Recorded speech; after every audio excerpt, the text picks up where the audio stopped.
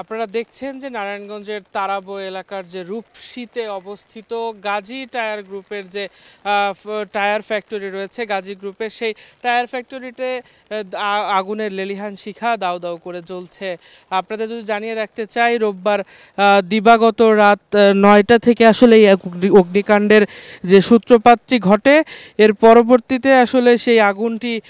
ফ্যাক্টরির এই যে কারখানা রয়েছে সেই কারখানাটির আশপাশ সহ বিভিন্ন জায়গায় ছড়িয়ে যায়। আমরা ফায়ার সার্ভিসের কর্মকর্তাদের সঙ্গে কথা বলছিলাম, তারা যেমনটি জানিয়েছেন যে খবর পাওয়ার পরই ঢাকা এবং নারায়ণগঞ্জের বিভিন্ন ফায়ার স্টেশন থেকে বেশ কয়েকটি ফায়ার সার্ভিসের ইউনিট এসেছে, অর্থাৎ 11 থেকে 12টি ফায়ার সার্ভিসের ইউনিট এই আগুন নেভানোর কাজ করছেন। কিন্তু একটি একটি নেতিবাচক বিষয় হচ্ছে যে আসলে ভবনটির ভেতরে যে টায়ার উৎপাদনের যে দ্রব্য সামগ্রীগুলো রয়েছে সেগুলো অত্যন্ত বিস্ফোরক হওয়ার কারণে থেমে থেমে ভয়াবহ বিস্ফোরণের শব্দ আমরা শুনতে পাচ্ছি, যার কারণে ভয়াবহ বিস্ফোরণের শব্দ এবং একই সঙ্গে ভবনটির ভেতর থেকে বিক্ষিপ্তভাবে বিভিন্ন বিভিন্ন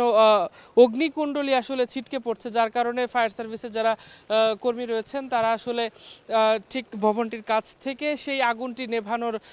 চেষ্টা করেও বারবার আসলে ব্যর্থ হয়েছেন। এবং একই সঙ্গে ফায়ার সার্ভিস কর্মীরা এবং স্থানীয় যারা প্রত্যক্ষদর্শী রয়েছেন এবং যারা এই এলাকার এই ফ্যাক্টরির আশপাশে থাকেন তাদের সঙ্গে আমরা কথা বলেছি, তারা যেমনটি বলেছেন যে আসলে ভবনটির ভেতরে বেশ কিছু মানুষের উপস্থিতিও রয়েছে, অর্থাৎ আগুন লাগার শুরুতে তাদের সঙ্গে মোবাইলে যোগাযোগ করা যাচ্ছিল, কিন্তু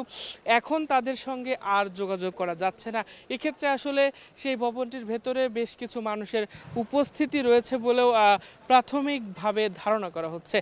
আপনাদের যদি আমরা আরেকটু জানিয়ে রাখতে চাই যে এই ভবনটিতে যে অগ্নিকাণ্ডের যে কারণ এবং তা এখন পর্যন্ত নিরূপণ করা যায়নি, তবে দমকল বাহিনীর সদস্যরা বলেছেন যে আসলে আগুন নিয়ন্ত্রণে আনার পর যে আনুষঙ্গিক বিষয়গুলো রয়েছে, অর্থাৎ কারণ এবং কি কারণে এই আগুনটি লাগলো এবং আসলে এই আগুনের অর্থাৎ উৎস কোথায়, সেই বিষয়গুলো আসলে নিরূপণ করতে বেশ সময় লাগবে বলে জানিয়েছেন ফায়ার সার্ভিসের সদস্যরা। একই সঙ্গে আপনারা দেখছেন যে আসলে রাত্রি 9টা থেকে শুরু করে এখন পর্যন্ত, অর্থাৎ প্রায় রাত 4টা বাজে, ভোর 4টা, এখন পর্যন্তও কিন্তু আগুনের যে তীব্রতা, এই তীব্রতা ক্রমেই আসলে বাড়ছে এবং